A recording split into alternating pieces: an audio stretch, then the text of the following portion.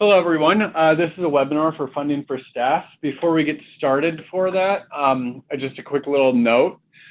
For this webinar, if you have the ability to, please make the video full screen. That'll make it easier to read the slides and make the font size correct, etc. And if you have the ability to, please close other windows, get rid of any other sorts of distractions. This is some dense material, and that's going to make it a bit easier to focus on things. Of course, you do have the ability to pause or restart as well if something's unclear. That said, we're going over funding for staff feature in InfoNet. This is the feature that allows you to designate how many, the funding for your services and your staff, and we're going to go into all the details about what that means. So, a little overview of how today is going to be structured. Funding for staff. First, I'm going to go over the 2 rules for funding for staff. These are the 2 basic takeaways that we'd like you to get, if nothing else. We'll also go through all the details. After that, we'll get into why funding for staff is so important and how it affects your organization. We'll get into how it works inside of InfoNet, and then we'll go through a lot of what to do, what sort of materials you'll need to collect outside of InfoNet before you get started.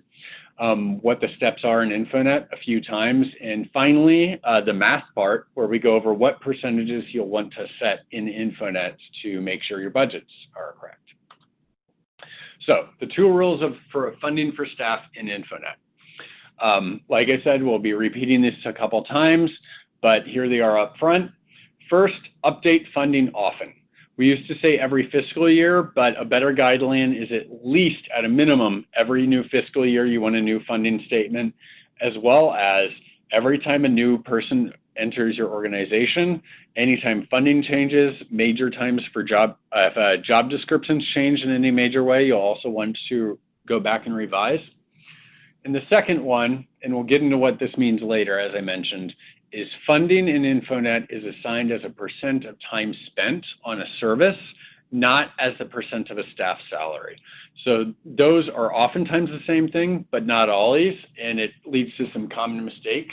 That's where this comes through, and we'll go through some examples later. But just again, update funding often, not just every fiscal year, and funding is assigned by % of time, not salary, so pay attention to double check your math. So let's get back to why is this so important. So funding for staff is important for 3 reasons. I'll say them up front and we'll get into each one very briefly. First, mandatory tracking for reporting. Everyone on this call probably has required funding that you have to enter into InfoNet, and if it's not set up in funding for staff, you won't be able to report on it. The second one is effective budgeting, primarily within the mandatory tracking. This is making sure that all of the efforts that your staff put in are properly reported and therefore lead to proper funding for next fiscal year. And the other one is if you use the tool effectively, this can be a great tool for identifying areas within your organization that are underfunded or need additional funds, and you can use it to advocate to local funders and provide them additional details. So mandatory funding. Mandatory tracking within InfoNet is VOCA and VALA funds. As a requirement of these funds, you have to use InfoNet, you have to track staff services provided by VOCA and VALA funds in them, and then the coalitions, ICASA and ICADB, use them to report out your efforts and essentially monitor your funding and your grant usage. Now, quickly, what that looks like is on the top of this, you can see this is how the report would typically look for your services. You see a little mini report here of direct client services, and this is what you'll see in InfoNet by default. But to contrast it, here you can see there's 471 hours of service for victims, or 471 clients. But then on the funders report, when it's filtered for funding, and this is what your coalition will see, it only says 233, because for whatever reason, the individuals who are funded by the staff only served that many people, other staff or volunteers served the others. So it's a pretty big and vital difference when you're reporting your numbers to have a good, firm grasp on your funding and how it affects your numbers.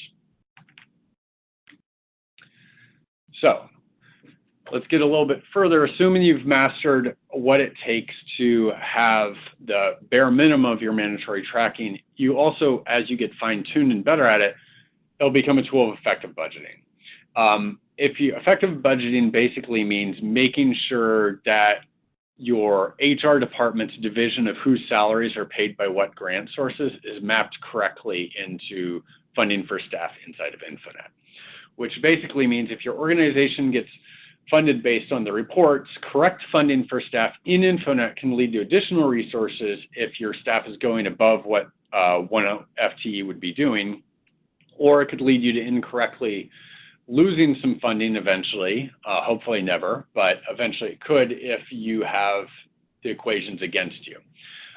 As a very brief example that we're coming back to later, here's an example of what ineffective budgeting might mean. Suppose you have 3 counseling staff whose salaries are split between VOCA and DHS. Funding for counseling services also 50-50. This might eventually mean that you're actually underreporting by 20%, which we'll get into in our example later.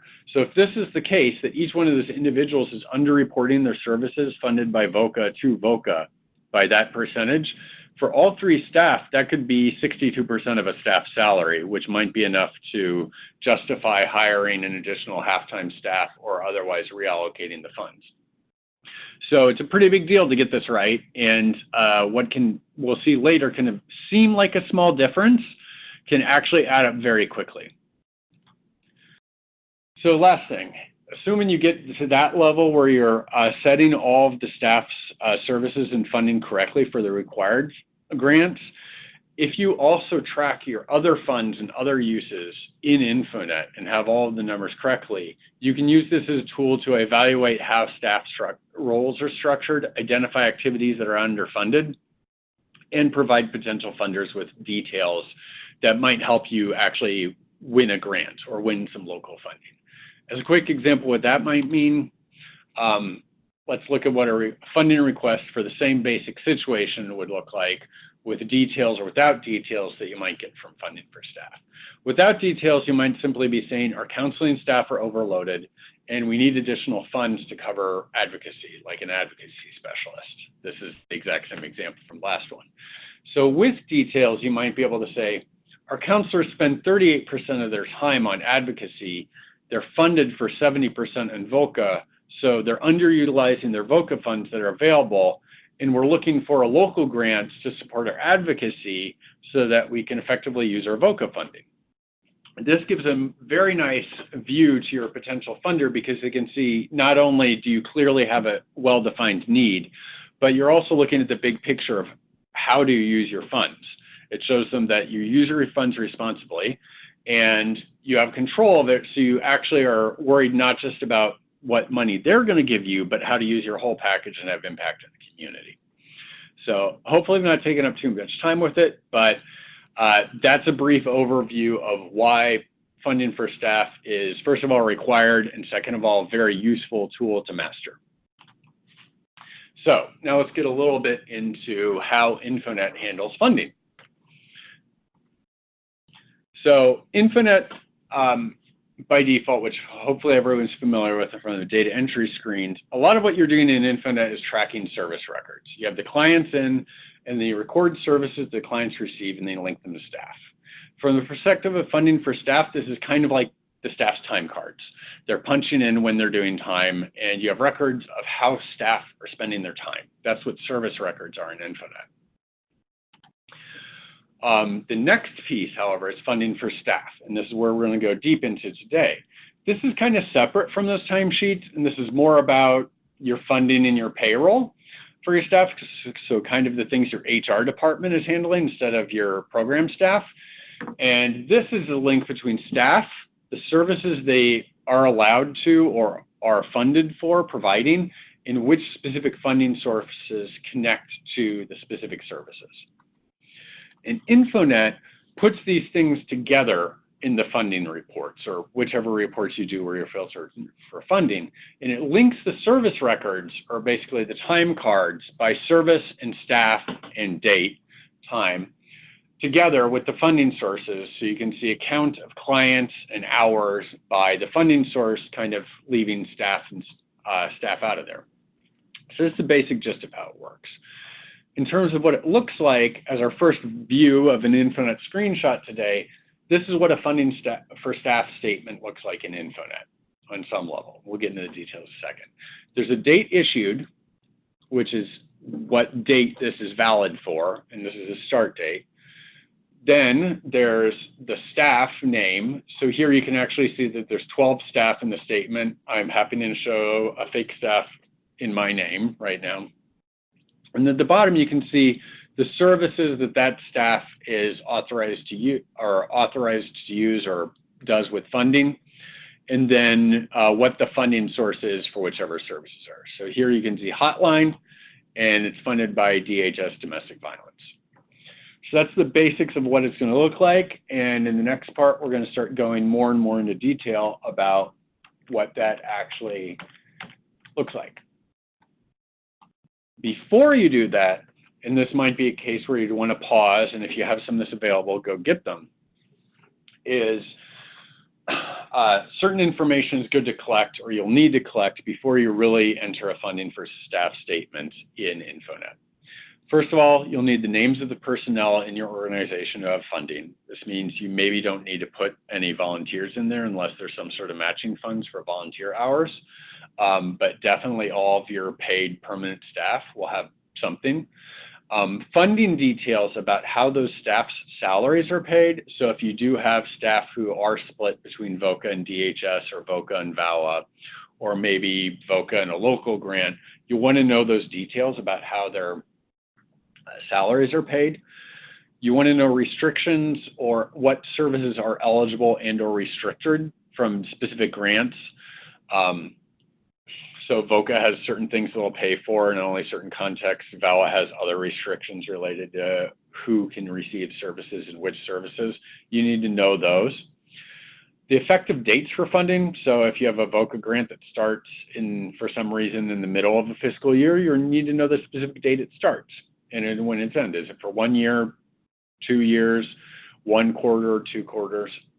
And finally, and this is the part that's most overlooked, but it gets back to the rule 2 about InfoNet is in time spent, or percentage of time spent, and how percentage of time is funded, not percentage of salary.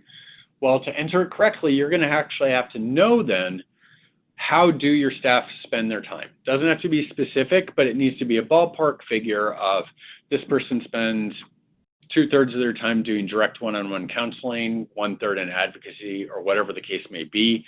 Roughly in their job description, how much time do they spend on which tasks? And not just in their job description, but in reality as well. We'll get back to that in a second. So now let's go over using funding for staff. So I'm going to do this in 2 parts. Once I'm going to go through kind of a highlighted feature of what the InfoNet screens look like and what they're called.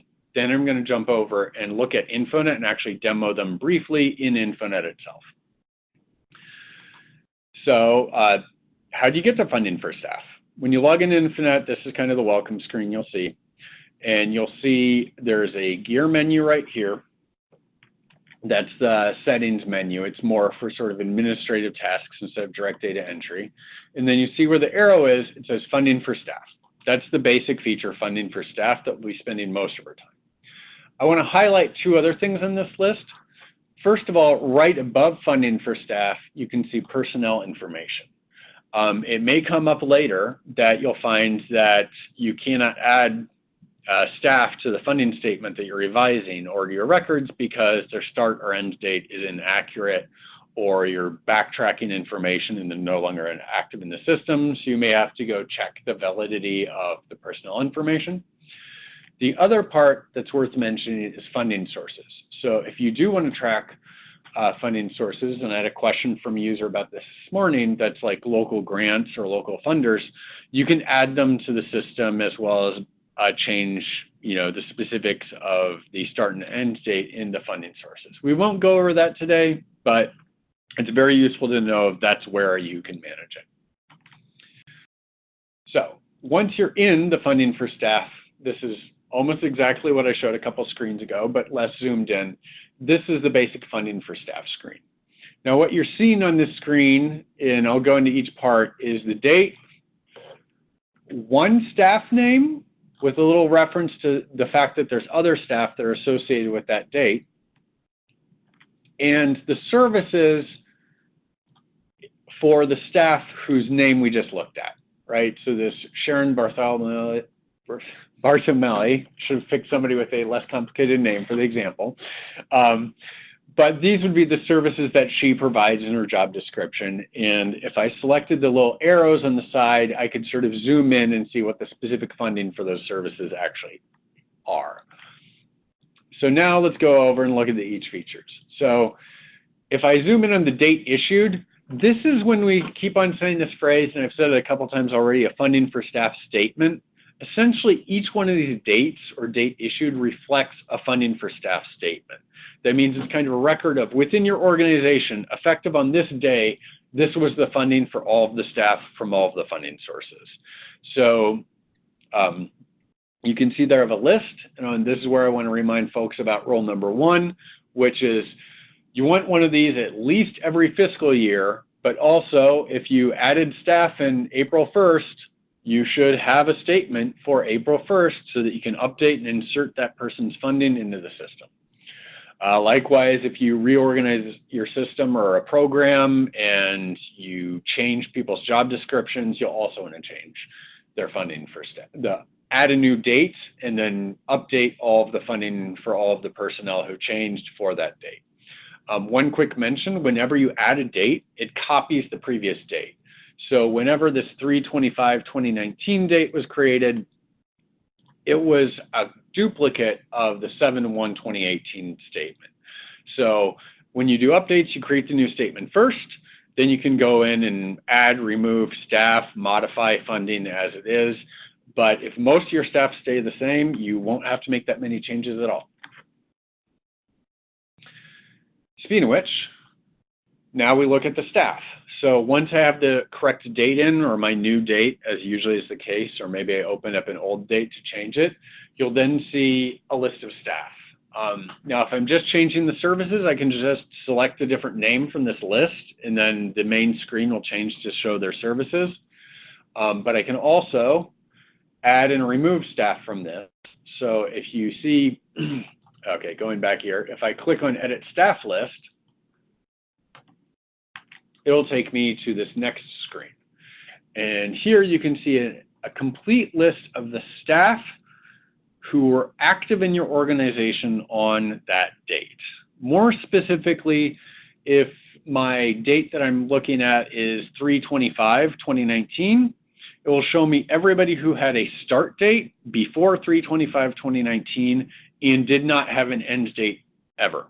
Sometimes you do run into a situation where you might have somebody who left later, but they won't be shown, and you have to temporarily change their end date to see them in this list if you have old funding that's incorrect.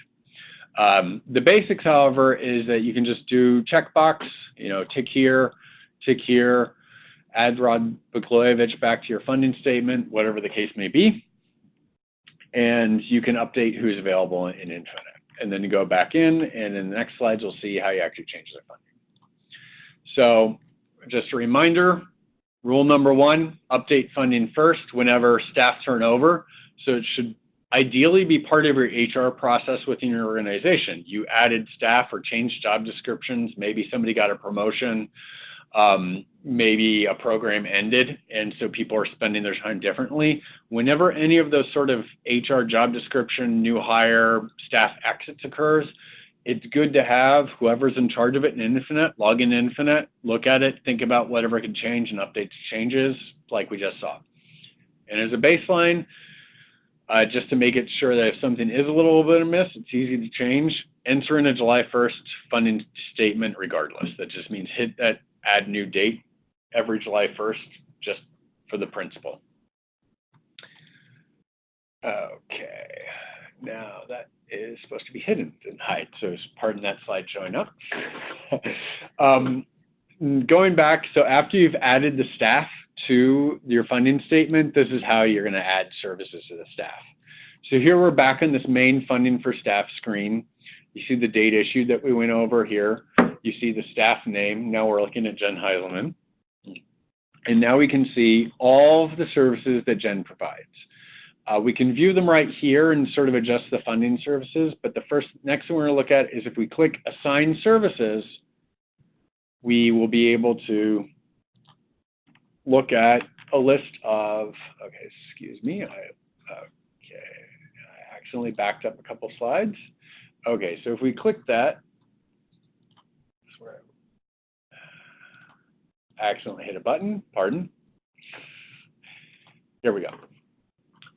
So once you click on adding services, you'll be taken to a screen like this. This is a complete list of the potential programs and services within InfoNet that could be funded.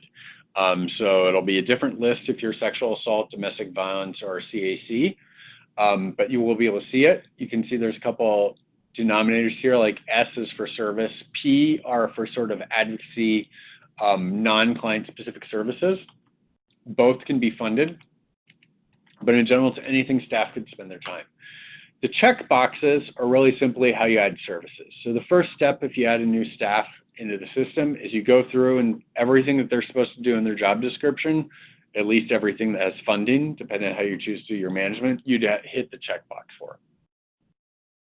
And that'd be it. You can scroll down, get into however you need it to be. Once you've done that, though, there's the next step. And this is back to that box a while ago where it said staff and then services, then funding. Once you've assigned the services, you assign the funding. And this is what that looks like. So you go back to that main screen again. Now we're looking at Justin Timberlake for whatever reason. You see the services that Justin can provide, and then you zoom in using this little arrow box into what is actually in that service, and you see a funding source box. It'll list any funding sources that are already assigned, but you can click this box to add more. And when you do click that button, it's going to look like this. This is then going to be a list of all of the funds that are active for your agency. So it could be violent rape prevention, a STOP grant, VOCA funds. And the way this works is you check all the applicable boxes, and then you can enter in a percentage, and we'll go into the percentages in great detail later for what it is. For right now, let's just pretend we're an essay provider, and this is an awareness promotion up here. It shows the service that you're looking at to remind you. And we've just clicked the box and assigned 100%. So that'd be a basic funding right there. So that said, that's the basic workflow. I want to highlight two specific features. One is multi-fund assignment. So this is a tool that we use in InfoNet when you have the same funding for multiple services. So suppose somebody provides multiple services and you know confidently, hey, they just get split the same way. Maybe there's 5 services that are 100% VOCA funded and 3 that are DHS, you'd use it twice. And to access this tool, you go to the same place as Assign Services, but instead of clicking Assign Services, you hit Multi-Fund Assignment. You will be taken to a screen that looks similar, but a little bit different. Here, it's just showing you services on the left, and you can click over how you want to assign them percentage-wise. And then on the right, you show how the division of the funds works. So here you could add in, say, these 3 services are VOCA advocacy and counseling because these are basically counseling services. Straightforward. But it saves you data entry because instead of going in and out of the menu, in and out of the menu, in and out of the menu, 4 times for each service, you know all of them are there right in advance. So the other feature that's a special time saver we want to focus on is match services. This one is for when you have different staff that basically have the same position. So if you have multiple counselors and they all provide the same services and roughly the same amounts with the same funding, as is very often the case if you have a certain role, you can basically clone this funding profile for one staff onto another. For this one, you go into Assign Services for your staff person. So Bob Barker here, go to Assign Services. And then within there, if we instead look up here, where it says match services for. Once I select that, I can select a name from the dropdown. And once I do that, it actually hides. So you see all of the services here have disappeared. So instead of highlighting individual services that you're providing, you just select a staff name. And when you click save here at the bottom, it's going to clone that staff person. The two cases where this gets used frequently is the first case is you had 3 counselors or 1 counselor and you're adding another. You know all the funding is more or less the same, so you can copy them over, maybe tweak 1 or 2 differences they may have, but get all of the basic data entry done. The other case that's very important to mention because it's helpful is if you have one person leave and another person come in their exact same role, like you have a replacement staff person for a role, it is useful to at least temporarily have that old staff person active in the system long enough that you can copy their funding settings from them and then exit them from the system. So when you do that HR update, following rule number 1, go back and change your funding early and often. When you add the new staff person, add first, do match services for the old person, and then go into personnel and put in the exit date to deactivate the old person and remove them from the funding statement. That's just a time saver. I probably should repeat it a couple more times, but basic is add the new person first, copy the services, then deactivate the old person after you've added a new funding statement. Okay, so very quickly I want to bring up one thing. What's the benefit of doing this? Back to the why this is so important. When you do reports, any report you do in InfoNet, you can filter it by funding. Usually this is for services and programs, but you can also do it for client information to only look for the clients that were supported by specific funding. But if you go to the reports, I'm just showing the standard reports, not to go too deep on reports. Select services. This would normally, if you ran it as is, give you this report you saw before of here's the programs and services. If, however, you scroll down on the report screen, you'll see and open up the filters, which you can do here. You'll probably just see this by default. You can then select funding. So if you click on this box, it'll open up a menu. You can say, hey, I want to see who's supported by VAWA. You select that, rerun the report. You'll get the exact same report except for filter down for the services. So that's the very, very minimal basics of how to do report filter or funding filters on your reports. Okay, so now at this point, let's go into InfoNet itself and look at what everything looks like in InfoNet. Recording's back on. Okay, so I skipped over real quick logging in InfoNet, but now that we're in InfoNet, this little wheel here, this gear, is what it actually is. Depending on your screen size, you may or may not be able to tell it's supposed to be a gear. This is the settings or administrative settings for InfoNet, and this is where you can find funding for staff, personnel information, and the funding sources. So we're just going to go into funding for staff and walk around the same things I just showed you real briefly. So as you can see, here we see Bob Barker, and we see a similar funding date to what we were just looking at. This is the date issued, so I can go back to different funding statements, and you can see if I go back to, back to 2016, apparently there were 14 staff. And then I can look what was Strawberry Shortcake's funding on April 12th, 2016. Then I can zoom in, look at what are the counseling who is supported. Here's some grants I don't really recognize because it's back in the day. And that's it. So that's the very basics of navigating. For the sake of demonstration and following rule 1, let's go through and add a funding statement. Let's pretend we added somebody to the organization. So they started today. So, or let's maybe say a month ago. Maybe they started July 1st and I just realized that we didn't add them to the system. So I'm going to go back. That's another good rule. If you add staff, you need to have this funding statement start on the day of, because if you don't do that, when you go in to add them, and you may not actually see them in the system, or you may have a funding gap, right? If you have the funding statement come later than their start date, that basically means whatever the gap between their join date and the funding statement is unfunded, which is a quick and easy way to underfund your organization back to effective budgeting. So we add the system in, and now what it's done, just like I said, is it has copied over exactly what we had from the March statement is now the July 1st statement. So exact same staff. So let's pretend maybe we've added somebody in, so we see a lot of staff who, for whatever reasons, do not have, say Mary Jo has joined. I'll click on Mary Jo, save. You'll now see it says staff 13. It's showing Bob Barker still, however. So now I'm going to click over to Mary Jo. And Mary Jo, as a new staff, has no services and no funds assigned. So I'm going to click on Assign Services. I could click on Services here, and I think I'll do that real quick just to show what that looks like.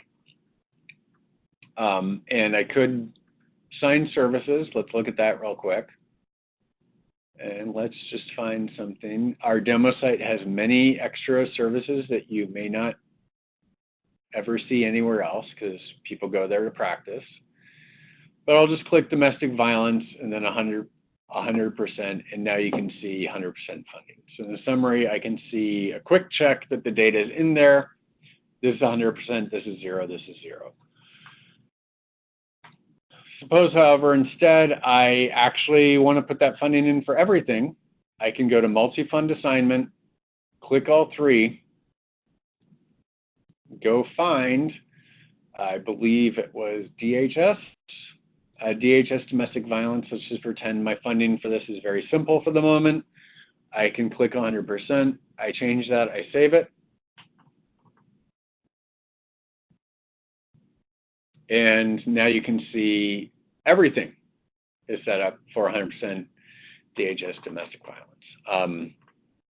Because maybe this person at this point, and getting back to rule 2 where they're different, even though I just assigned and said 100% of this person's time for art therapy is funded by DHS, at a glance now I can see, okay, actually their salary would be 100% DHS because everything's been assigned to DHS. If I changed one of these, that might no longer be the case. And there's a quick preview of where we're going. Suppose for whatever reason the Attorney General has agreed to pay for art therapy. I click that in here. I'm now at 150. It says the total is red. It's not going to let me save like that. Should be getting an error message. Okay, now it says percentages to all funds must sum to 100. So I go back and change it to 50. So now it's 50-50. This also gives a little preview of where we're going. Try to save it again, where funding information is complete, but even though only one of the services is half funded by the Attorney General, I would have to know how much time Mary Jo spent providing art therapy to know what portion of her salary is supposed to be paid by the Attorney General. So that's just a preview of where we're going. Getting back just to the demoing, if we go, suppose all of this is wrong. I was just playing around in the system, or I forgot who I'm supposed to be adding in the system. I could then go to Assign Services and change it up. So suppose Mary Jo is actually just a replacement for Bob Barker. I could select Bob Barker, click Save. This has now wiped out everything that I just did, but it has completely copied Bob Barker's settings. So if Mary Jo were an actual replacement for Bob Barker, that's how you use match services. So that's a very brief demo. Okay. So now we're going to jump over to reports real quick. Huh? Oh, yeah. So if you want to review the entire funding for staff statement, a great place to go is the reports here within funding for statement. This is a little separate from the reports that we looked at the slide deck, but you can see selected funding. This shows you the funding for all of your staff on 7/1/2019. So you see Bob Barker, Loretta Bell, and if we scroll down, eventually we could find Mary Jo. You can save this as, you can view it as a PDF, you can save it as a PDF. Depending on your coalition, you may be required to submit this at the beginning of every fiscal year to sort of say, hey, yeah, we updated our funding and here's what our funding is, as sort of a baseline check at the beginning of each fiscal year. But that's a quick way to review it. Now, another thing you can do that's very useful, because in InfoNet you also may have noticed you never actually can see all of your staff's funding on the screen at the same time. So sometimes when you're reviewing this, you might want to run that report first and then go through and systematically update everybody and use it as a checklist. If you want to, for whatever reason, just print out Mary Jo's funding, maybe to take it to HR department or accounting or check with whomever else, you could just print out Mary Jo's funding for this day. Or you could do a historical report on all of your funding. That's funding history. This will let you select multiple funding statements. So maybe you could check, maybe you're doing a year-end report for your fiscal year and you're seeing some issues with it where it's like, hey, that seems pretty low, what's going on? You could run this report for all of the fiscal year 2019 statements at once, select, and this is a lot to digest. I'd highly recommend saving it as a PDF to go look at it. But you can then, sit down, check through, compare Daffy Duck's funding for each of the different funding statements and see where maybe there's a gap. Or you could reorganize and get your highlighter out and say everybody had evaluation assessment. Maybe somebody was added, they started in March, but then their funding changed in June, whatever the case may be. So possibly they're missed over. And you can find those errors by printing these out and reviewing them. Or I should mention, if you have a really thorny one, call us. We're here to help. Send an email to cga.infonethelp@illinois.gov, and we can maybe set up a one-on-one and look through the system and see what's going on. So with that said, quick demo reminder, you can also go into reports real quick. You just do a standard report. Let's say clients, last fiscal year, you can try to get a list of who were we serving by VOCA funds. So here I have the report. I set up fiscal year, just leave it demographics, whichever centers are included. And I can go to funding. Here's what that looks like. I said VOCA, so let's just type VOCA real quick. VOCA DV services. And I could generate the report. It'll open up in a new tab or window, depending on your browser settings, and eventually you'll get this report up.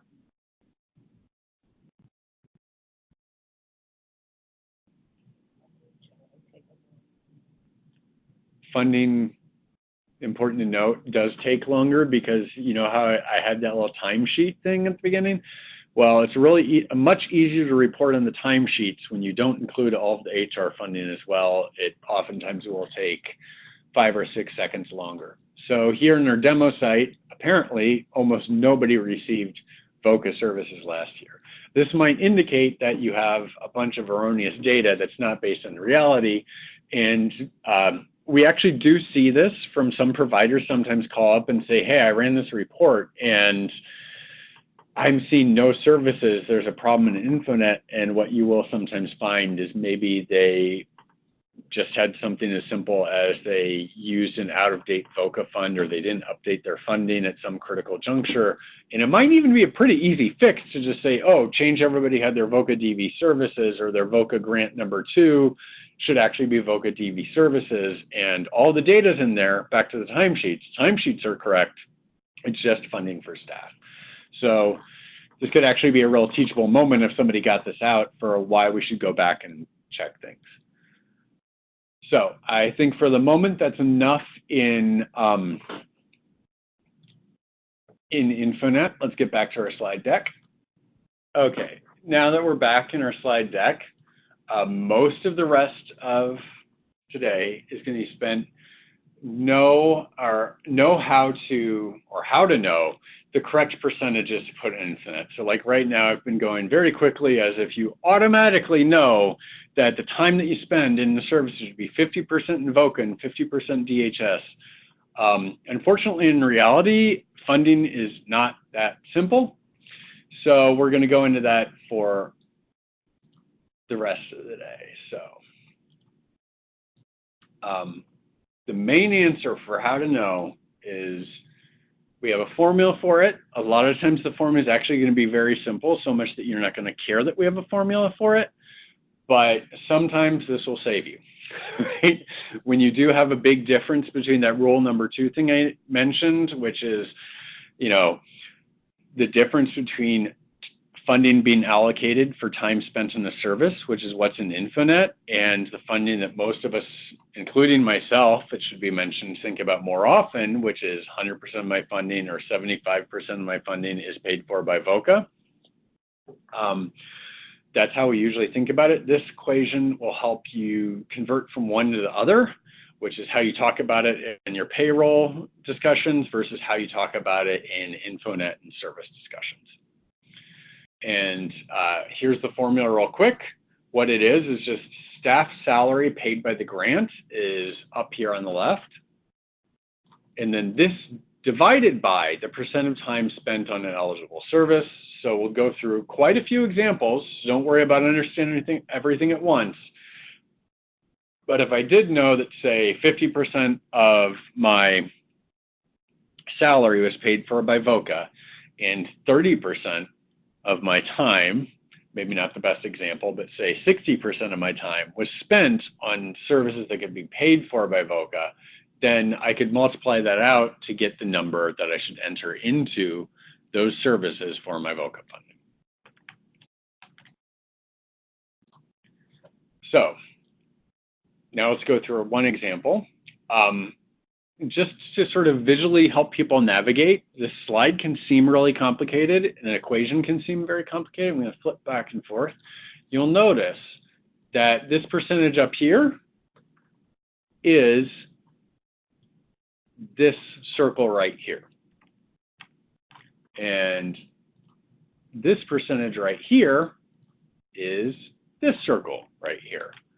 And then the right-hand side of the equation, which isn't even necessarily shown, but okay, that's what. Just a second. Let's just roll with it. Okay, so I'm going back to this. Sorry about that. But basically, what you see on the screen here is emulating the equation. So as we're working for it, it's percentage of salary divided by percentage of time spent, gives you the percent of in-person counseling time funded. So to walk you through this again, up here for this example, we have VOCA funding. This example is fairly easy. The percentage of the staff person salary is 100% VOCA. Then if I look on the next part,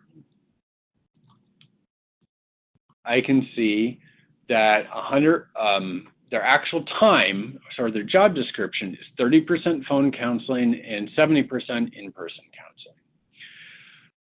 VOCA restrictions are nothing in this case. VOCA can fund both of those services, which makes the math in the equation seem way more complicated than necessary, because here we actually do have a complete match between the percentage of the salary and the percentage of the time spent applied. So to work this out again, it's 100% of their salary if it comes from VOCA, 100% of their time spent on 100% of their time is spent on VOCA eligible services. 1 divided by 1 is 1, or 100%. So the funding statement in InfoNet is just going to be, I add the two services that they do, and they're 100% funded. Nice and easy. Let's look through another example. Actually, I think that is the same example. So back up, sorry. Next example. This one's not as straightforward, at least it looks like. Maybe the equation has a lot to tell us. Percent of their salary, 50% VOCA, 50% DHS. They spend half their time in in-person counseling, or 30% of their time in phone counseling, 70% of their time in in-person counseling. Restrictions, VOCA can fund both of those services. DHS can fund both. So again, it's just 50-50, which we see this time the equation does have different numbers to put in, but they still work out to 50-50 because it's 50% of their salaries from VOCA, 100% of their time is spent on eligible services, so 50%. Once you've done that, it's pretty clear, well, if I apply that for the next most restrictive service, it's just the other 50%. Now we get into what is the cornerstone of rule number 2, is a situation where for whatever reason, usually restrictions, you can't simply copy the percent of their salary into the services because some of the services, due to the restrictions, have to be assigned more or less funding from certain services, and other ones need to be compensated. So as a reminder, the goal is that the person's salary at the end of the month or the end of the year should have been paid for 50% VOCA and 50% DHS. But their time is spent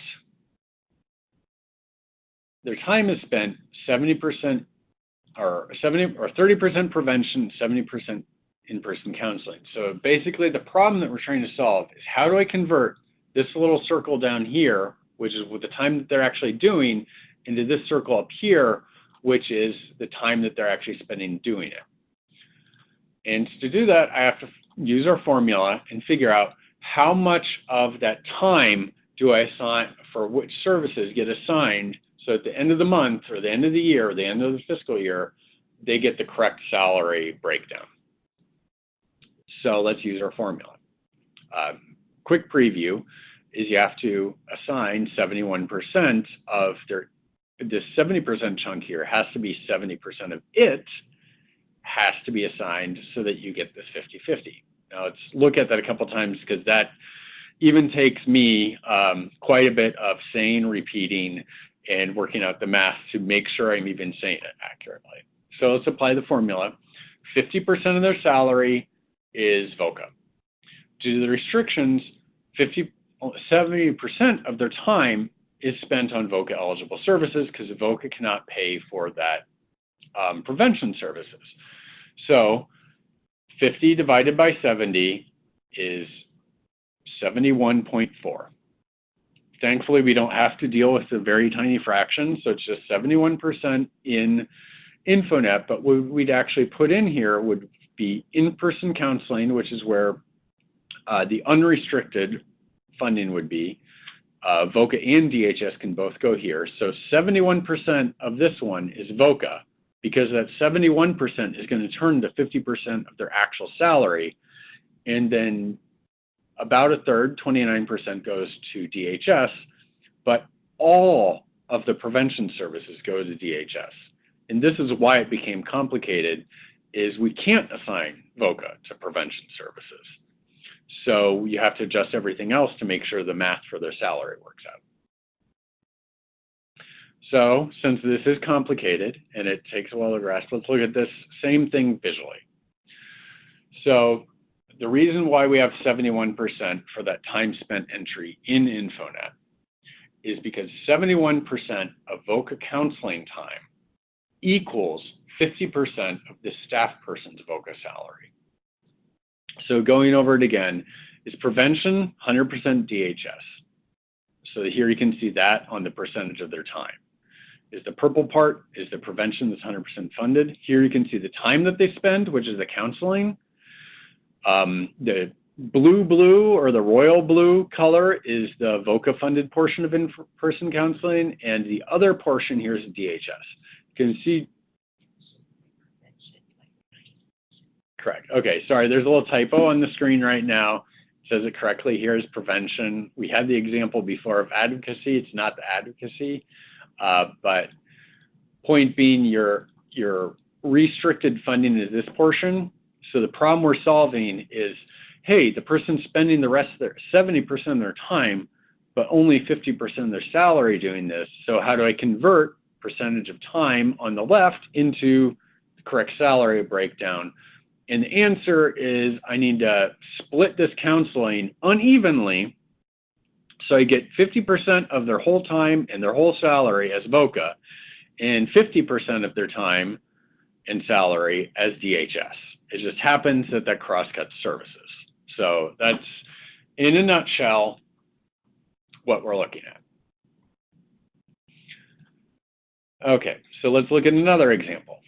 So we have, remembering rule number 2 again, we have what superficially looks like identical graphs, but actually it's DHS funding is 25%, VOCA is 75%, criminal, except for the percent of their time spent, is criminal justice advocacy 75%, law enforcement is 25%. Restriction is VOCA can only fund the advocacy of services, not the training of police. Now, what we see very frequently is because rule number 2 is not what we usually think about day to day. Like if you think about what am I supposed to be doing, how is my salary paid, usually that's the level we're thinking of is like half of it's VOCA.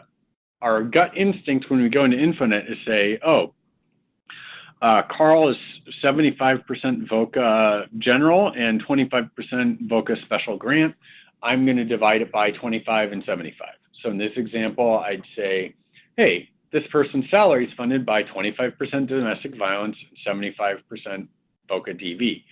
So what we usually see is, or not usually, but often enough when somebody is having troubles, they have incorrect assignment where they've just copied somebody's salary percentages into InfoNet, which is time spent. So rule 2, they're different. InfoNet's time spent, not salary.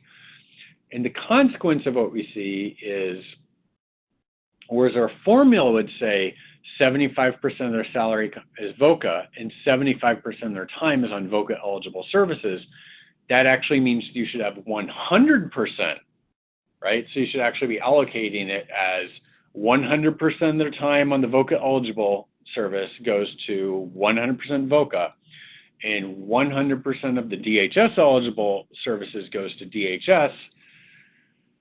That's what the equation says. This is what your funding statement should be, is essentially, if I go back to my slide here, is you'd actually give 100%, DHS goes to training law enforcement. So it'd be 100% twice. That's what I see here, instead of dividing by a salary. So this is, first of all, the rule number 2. Remember that you're assigning time, not salary. And in terms of practical consequences, this would be a real mess if you did this. It happens a lot, so don't worry when you do it. You'll probably even call me on the phone and it sounds easy, and I might even mistakenly miss that you have restrictions and tell you to do it and have to pick up the phone again and say, call back. But if you did this, you would end up at some point you do the report and you do your VOCA funding, and the coalition would call back and say, hey, we see this report, but you have training of police on your VOCA report, and that's not allowed. What's going on? And you'd have to say, oh, okay, let me check. And you'd find out that you've done this. You'd have to correct it. The other thing that's really important to keep mind of, and this is where it could be subtle, is that you're also underreporting your services to VOCA. Like 75% of somebody's time versus 100% of somebody's time is a lot of money. So depending on what the specifics are, you could actually be underreporting the services that your agency is doing under a grant. And this is where it gets to effective budgeting. You could be underreporting your services. Nobody might notice the ineligible service, or it could be that it's another eligible service, but you're underreporting the percentage of all of their time. And effectively not leaving money on the table money that you need to actually support your staff, and possibly make an argument that, hey, we need more staff because of where the time's actually being spent. That's a little bit more detailed than this, but it could happen. Like, that's why we need to keep track of this. So to go through another example, this is kind of a challenge, percent of salary. Here we have 65% DHS and 35% violent prevention. VAL prevention will only pay for prevention activities, which is in the name. And then percent of time spent, prevention, counseling. Prevention's 20%, 80% is counseling. Let's apply the formula. So 35% divided by 20% is 175%. This happens occasionally too. You might notice that essentially what's happening here, most likely, there could be a couple things that don't translate well into InfoNet world, is that essentially somebody is not spending their full allotted time on VAL prevention. So if you get a result from the formula over 100%, it's probably time to talk with the director, HR, program managers, and look at how the staff is spending the time. Either they need to be spending more of their time on that grant, or you need to reduce the portion of their salary that's paid for by the grant, or you just need to read the fine print. There could be some reason why this might be okay, but that's kind of a special case if there is, different pay rates or something like that.